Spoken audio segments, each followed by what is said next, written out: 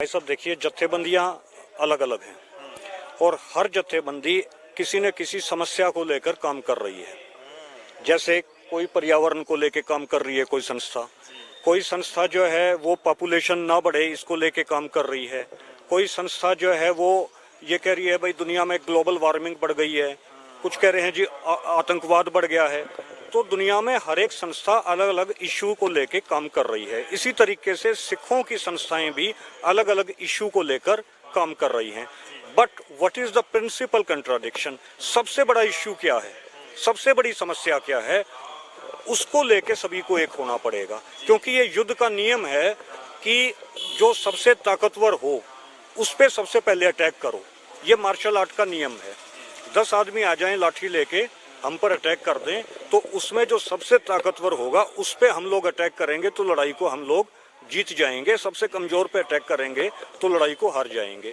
आज के दिन पूरे इंडिया की, केवल पंजाब की नहीं, पूरे इंडिया की जो प्रिंसिपल कंट्राडिक्शन है वो ब्राह्मणवाद है। और ब्राह्मणवाद अदरवाइज जो है निगल जाएगा सिक्खी को भी, वो निगल जाएगा इंडिया को भी, और वो निगल जाएगा ट्राइबलिज्म को भी।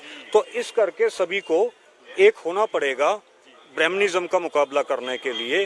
भावें हमारी छोटे छोटे हमारे कंट्राडिक्शंस हों, हमारी छोटे छोटे मतभेद हों, लेकिन जो प्रिंसिपल कंट्राडिक्शन आज जो ब्राह्मणवाद का हमारे सामने चैलेंज है उस पे तो देखो हम सबको इकट्ठे होकर लड़ना पड़ेगा। अदरवाइज तो रोज हमारे सिंगों को शहीद किया जा रहा है, कभी कनाडा में किया जा रहा है, कभी इंग्लैंड में किया जा रहा है। तो लड़ाई अब जो है आमने सामने की शुरू हो चुकी है।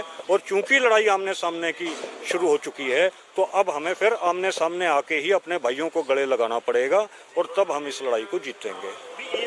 ਉਹੀ ਧਰਤੀ ਹੈ ਵੀ ਜਿੱਥੇ ਮੇਰੇ ਪਾਤਸ਼ਾਹ ਨੇ ਖਾਲਸੇ ਦੀ ਸਿਰਜਣਾ ਕੀਤੀ ਔਰ ਪੰਜ ਪ੍ਰਧਾਨੀ, ਪੰਜ ਪਿਆਰਿਆਂ ਦੀ ਚੋਣ ਕੀਤੀ ਔਰ ਵੱਖੋ ਵੱਖਰੇ ਕਬੀਲੇ ਨੇ, ਵੱਖੋ ਵੱਖਰੀ ਬੋਲੀ ਹੈ, ਵੱਖੋ ਵੱਖਰਾ ਮਜ਼ਹਬ ਹੈ, ਪਰ ਇੱਕ ਸੂਤਰ 'ਚ ਪਰੋਤੇ ਸਾਡੀਆਂ ਜਥੇਬੰਦੀਆਂ ਸਿੱਖ ਹੀ ਸਾਰੇ ਆ।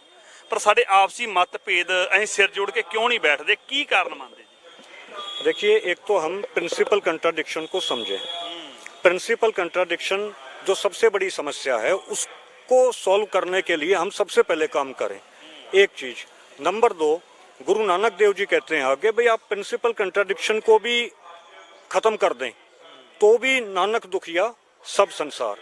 तो नानक दुखिया सब संसार, सुखी वही जो नाम आधारा। तो नाम आधारा श्री गुरु ग्रंथ साहिब जो हैं उनकी अगुवाई में हमें काम करना पड़ेगा।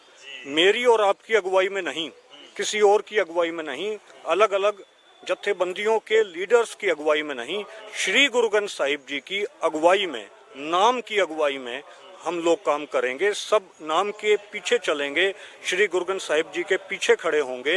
वो हमारे कमांडर इन चीफ हैं, वो हमारे आगे चलें, उनकी अगुवाई में हम काम करेंगे। तो ये सारी आपसी झगड़े, आपसी लड़ाइयाँ बंद होंगी।